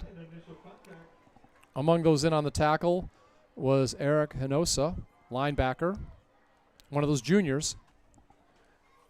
So ball is at the 49-yard line, say 1 yard on the play, 3rd down and 4. And for those of you who are listening to us online on 956sports.com, the jersey numbers are really hard to tell because they've got the describe them burnt orange with a little bit of white trim around black letterings, and it's pretty hard right now to tell different players. Now we're trying to do the best we can. Gage Lamb with it, and he's going to keep it. Spins around the right side. Looks like he just about got 5 yards. That'd be enough for the 1st down. Yeah, Lamb does a good job of rolling out, and when he gets that first contact, he's spinning off of it, getting a little bit more yardage right there, usually about 2 yards. So it is a 1st down at the 47-yard line. All right, in on the stop on that time, Roger Adami III, doing a good job, and also Valentin Lopez, one of the defensive linemen. 9:35, clock running. Again, 7-point lead for the visiting Wildcats. Ball handed back to Alec Brown. Won't get much at all. Maybe a yard. Defensive line was up to the task that time. And on that particular tackle, Eric Hinosa and also Raul Arteaga. Brian Smith, too. He's a player we haven't said much, though we're just looking at these numbers, getting used to being able to read them. But I understand Brian Smith's a top player on their defense. Yeah, very much so. But you have to like Raul Arteaga tonight. Right. He's been in. We've seen him. We've called him on multiple plays tonight. Yes, we have. All right, it's going to be 2nd down and 8 at the 45-yard line. Moving from our right to our left right now are the visitors. Not much on that play. 3rd down coming up. It's going to be 3rd down and 8. I believe Brown was on the run. Yep, timeout by Calallen. Okay. And Tigers have 1 timeout left. Calallen has 2. So if it comes down to timeouts late in the game, there are not a lot left as far as that goes. Calallen returned 14 starters to this year's team. Both these teams have a little bit of experience. I believe the home team returned about 15 starters. So there is experience out there on both situations. And again, this team, Calallen, has been a powerhouse for a long time because, again, they have a coach that's been there since 1984. But every year, aren't they one of the traditional powerhouses in 5A? We mentioned earlier they're in a new district, 35A. Actually went to court to be in that district. When they did redistricting, they wanted to put them with games up in San Antonio. They say, no, we want to stay with the teams in Corpus Christi, and that happened through court action. All right, another nice run down the left side for Calallen. And this time on the run, Zach Hawkins. Hawkins and Alec Brown basically doing the running tonight.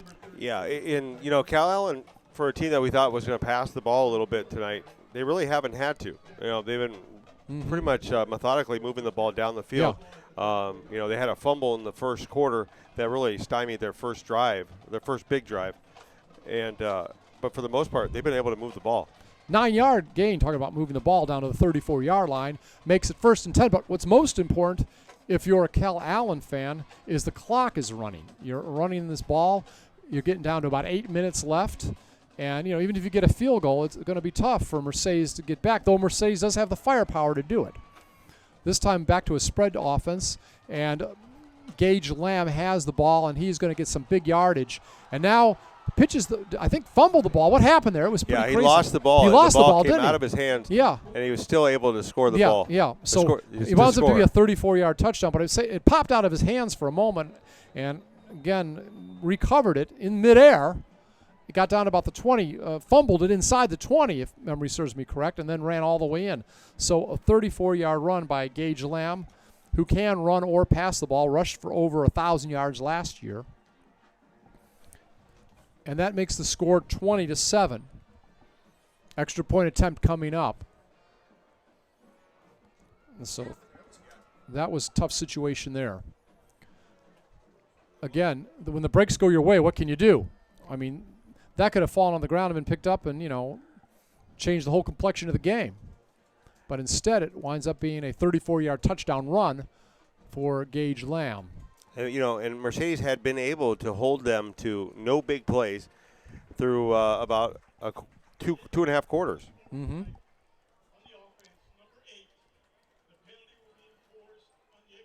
Did they say unsportsmanlike conduct? Yeah, I believe so. Yeah, against Gage Lamb. Not sure what he did after he scored the touchdown because we were talking about it, but maybe excessive celebration or something like that could be. Hopefully nothing like taunting or anything. But again, 7:56 remaining.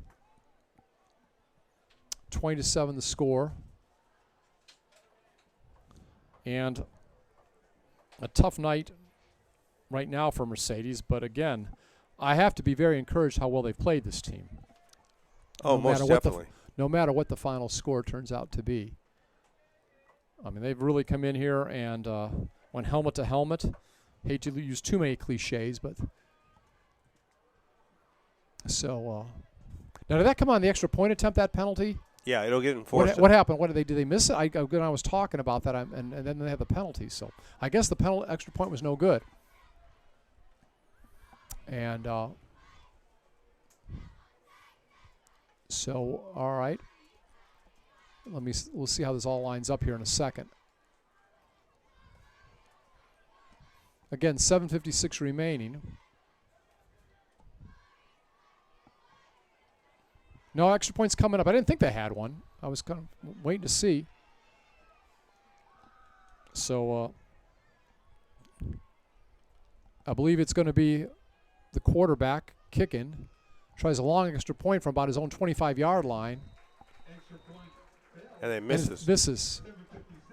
So that was like a 35-yard attempt. So apparently, after the touchdown, the quarterback did something that wasn't right, so to speak, and that caused the ball to be pushed back for about a 35-yard extra point attempt that was no good by Mr. Gage Lamb. Now, looking at the game tonight, I haven't really been able to see how much he's played, but I know Ivan Zapata played with a cast in his hand, all right? He's one of the players that came in injured tonight. And also it's been hard to see exactly how much Daniel Melendez has played tonight. But I know that with these numbers, again, that's why we've had a little trouble seeing the linemen with the numbers. But I know Melendez has been a so-called warrior this week. He's been suffering with a foot injury, but I did see him come out as one of the captains. So we'll try to see if we can pick him up a little bit, see how much he's played. And we'll ask about that afterwards at least, and also how much Zapata played. We'll talk to Coach later about that. But, again, he's been a little bit under the weather, playing with a cast on one of his arms due to an injury. So they've had a little bit of injuries tonight that they've had to deal with. Nothing major, but not everybody's been 100%. Yeah, but regardless, you're playing the number 10 team in the state. You have to like where they're at, 20-7, and you still have time to come back in this one. Oh yeah, it's not over. Again, we saw the firepower last week in the scrimmage. That this team has the tendency to be able to come back, and they're going to get the ball inside the 30. Well, they'll start first and 10, 28-yard line. So.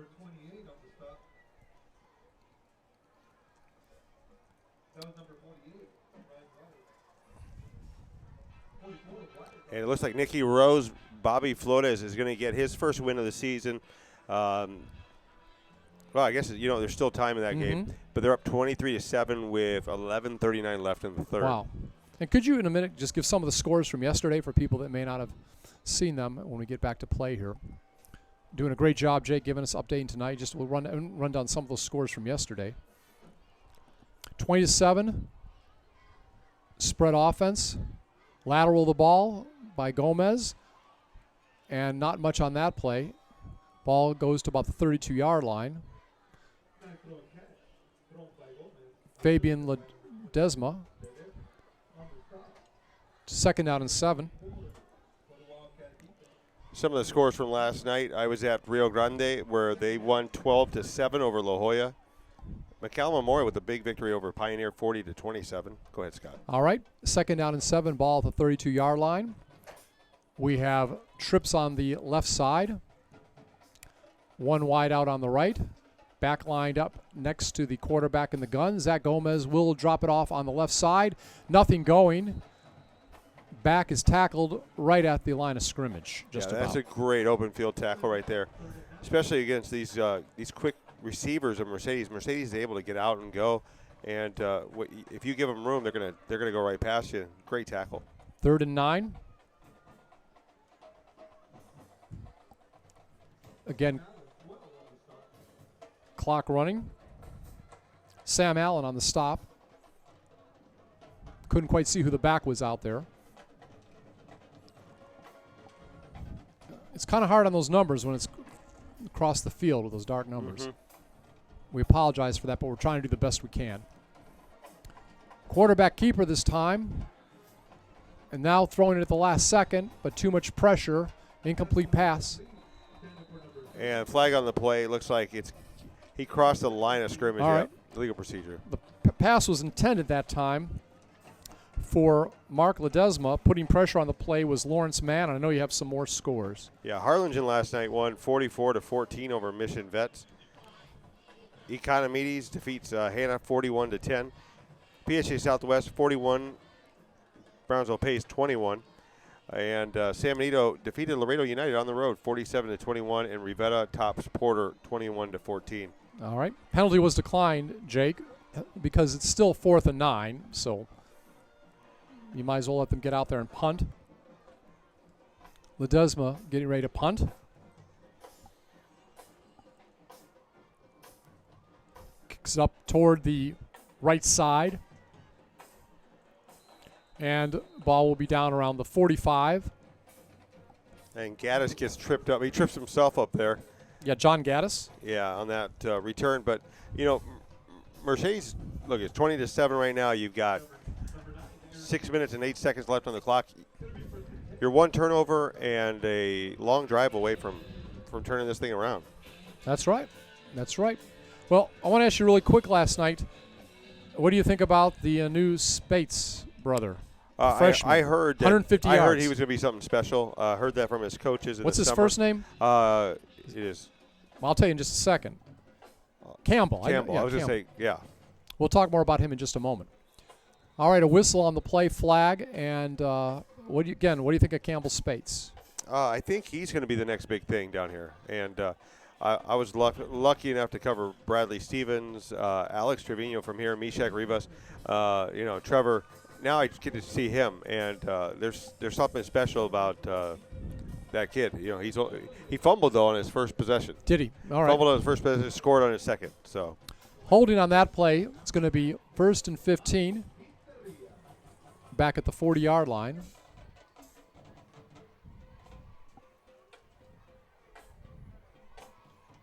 About 6 minutes remaining in the game.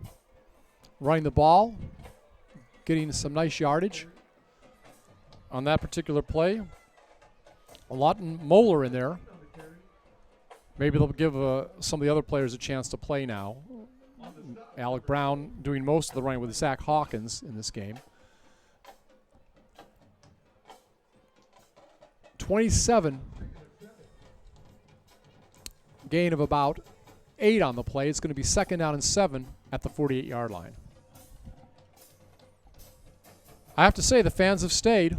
Got to give Mercedes credit. They haven't given up, neither of you. I know you were talking about the big plays, and I really like a big play team because the game's never over. And you saw, Lamb almost fumbled away that nice touchdown run he had. It could happen. Around the right side this time is Lawton Moeller. He's a junior, also plays outside linebacker.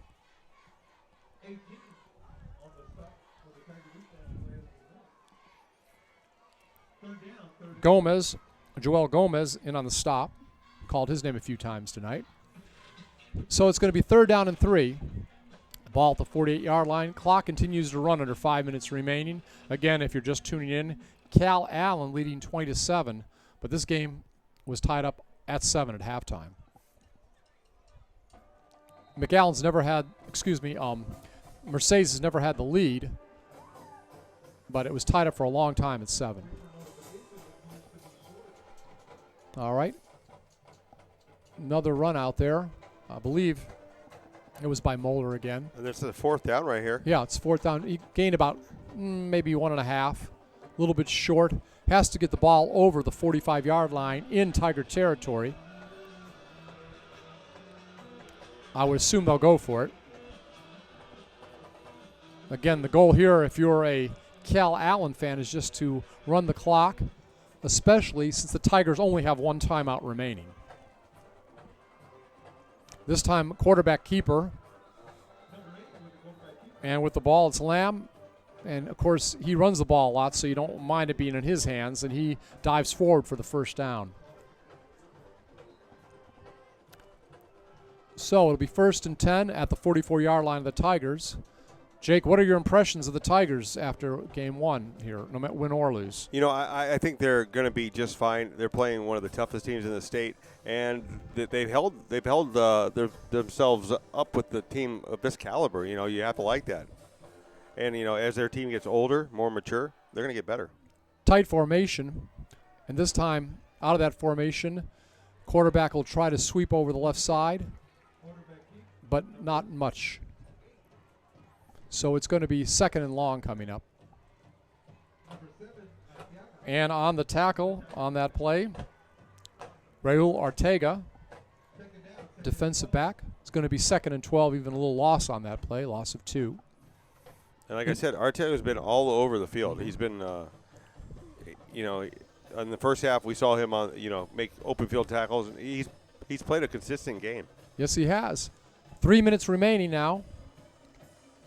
Just a tight formation. Hands the ball to the deep back. Gets about 5 or 6 yards off left tackle. And, Scott, you have to remember this defense has been on the field a lot tonight. Because there hasn't been that many long, sustained drives from Mercedes. So the defense has had to play the majority of the game. And, you know, at this point in the game, your legs, you don't feel like Jell-O. Your body hurts, and there's going to be a lot of ice time for these guys. You're right. Lawton Moeller on the run again. He's the workhorse late in the game. Sebastian DeLeon on the tackle. It's going to be 3rd down and 6. Ball is at the 34-yard line. Yardage not so much important right now for the visiting team. They don't have a spread formation. It's a tight formation. This time, giving it to the back, Moeller. Moeller will get the 1st down. Ball was on the 40. And he is going to get down inside the 30, so he actually got about 12 or 13 yards. Describe their formation they're going, this tight formation they have right now. You know, they're just keeping everything compact. They've got, I believe it was 2 tight ends, and they're basically running back full right now. And they're just going right up the gut. And right now, if you're the Mercedes defense, there's not a lot of timeouts you can use. I think, what do we have? Do we have 1 left? Yeah, 1 left. We have 1 left right now. You know, there's not enough timeouts to really keep you fresh. So a 14-yard gain gets it down to the 26, 1st and 10. And they're just going to hand it off to the backs. This time off the right side, it's 22, and 22 is going to get close to another 1st down. They're just getting a lot of yardage. That's that Zach Hawkins again, who scored one of the touchdowns. And finally, we see some of the Mercedes fans starting to leave. But I'll tell you what, they can be proud of their team tonight. Yeah, you know, this team played well. I mean, it's 20-7 right now. Remains to be seen if Calallen is going to try to punch this one in with a minute 5 left in the game. That's right. And one thing I do want to mention I haven't got to yet, it's amazing that the coach's son, Roger Adami III, last season, among all his accolades, he was all-state. He had 27 sacks, I believe. I hadn't got to that yet. I did want to mention that. So it's 2nd down and 1. Ball to 17. Again, that was about a 9-yard gain. Moeller back in there again and almost tripped up short of the first down, but gets past the initial tackle, gets down near the 10-yard line, picked up about 6 or 7 on that play. And again, we're into the final 42 seconds, so only about 1 or 2 plays left. I'm not so sure that Calallen's really going to – if you're the coach, I don't want to say take a knee, but do you try not to really score now, or what do you try to do? Because you don't want to look like you're rubbing it in or anything. Yeah, you just try to run out the clock and not really score. I think a coach of the caliber of Coach Danaher is he's classy enough to know. Yeah. Kids are kids. They're going to kids will want to do it. Kids want to score. And you can't blame them. But and it looks like that will be it right there. Yeah, right up the middle. Nothing going on that particular play. It was Brian Juarez. And that is going to be it, I believe. Clock is winding down. So this game is going to end with a 27 win. 20 points for Calallen's Wildcats, 7 for the Mercedes Tigers. And again, Zach Hawkins on about a 17-yard run with 8:36 remaining in the first quarter. Set up on that drive by about a 40-yard run by Alec Brown. I wouldn't be surprised if Brown had over 100 yards tonight. Joe Garcia, only touchdown of the night in the second quarter with 5 minutes left from Zach Gomez over to the end zone to our right. Caught a 15-yard touchdown pass, set up by a couple nice pass receptions by the Twins. Mark and Matthew Ledesma had long receptions on that drive. And then later on, Alec Brown with a touchdown. And again, we had one more score in there, and that was it. So 27 was the final score. Extra point attempt was missed on that final one, by the way, because of an unsportsmanlike penalty that made it a long extra point attempt. Well, all in all, this Mercedes team is going to get to play a Nicky Rowe team that is up 23-7 versus Edinburgh. Wow. And so it'll be interesting because last year they had a really good game in McAllen. We'll see how this one goes. But well, I'll tell you one thing about this. Mercedes does not give up, and they have the potential to score on any play. And against a team, again, we mentioned, in the state, preseason number 8 in the AP poll, played them tough on defense. The defense never gave up right till the end. And there were some big plays, and you expect that from Calallen. We knew there'd be some big plays on both sides tonight, and we did see some. But we also saw a good defensive effort. And I know there was a lot of talk that maybe Calallen wasn't as good as people said. Well, I think that's wrong. I think they're exactly that good. And the Mercedes just came in there, played hard, and I expect to see a good game. I don't think they'll, obviously you're going to be down for a couple days, but I think they're going to be ready to play Nicky Rowe, and I think it could be a really good game. You said there's a new coach, right, at Nicky Rowe? Yeah, Bobby Flotis. So it'll be interesting because it's not going to be that air it out offense under Paul Reyes. So we'll see how Mercedes handles that one. But I think Mercedes, if their offense could have kept the ball in the field a little bit longer, and the defense off the field. Well, remember, in the opening quarter, there was that long drive that didn't result in points, but that was back when the sun's out and it's hot, and we wondered at that point how much that drive might have taken a drain out of the team in the first quarter. Yeah, the defense for Mercedes. All in all, you chalk this up as a positive for Mercedes, and they get to roll next week with Nicky Rowe, and I think that's going to be a really good game. Well, Jake, I'll tell you what. I know Carlos did this for a long time, did a great job, and we wish him well in his new endeavors. But I really enjoy and look forward to doing more of these games with you, and really enjoy the people here at Mercedes, dealing with Roger Adami II, Roger Adami Jr., I guess, talking with him this week.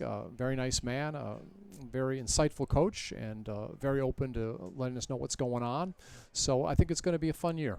Yeah, and special thanks to everybody that helped us today. Ale, Isaac, Eric. I'm sorry, I'm that dumb. But we'll be back next week, and it should be a good one. Yeah, all right. So, again, final score from Mercedes from Tiger Stadium. It was 20-7. This was the opening game of the season for both teams. It was a non-district game. And, again, a lot of excitement, as Jake said. And if you're a Mercedes fan, we hope to have a better outcome for you next week. So, one more time, 20-7 the final score. It was out of Corpus Christi, the Calallen Wildcats over the Mercedes Tigers. For Jake Berry, I'm Scott Harrison saying good night for 956sports.com.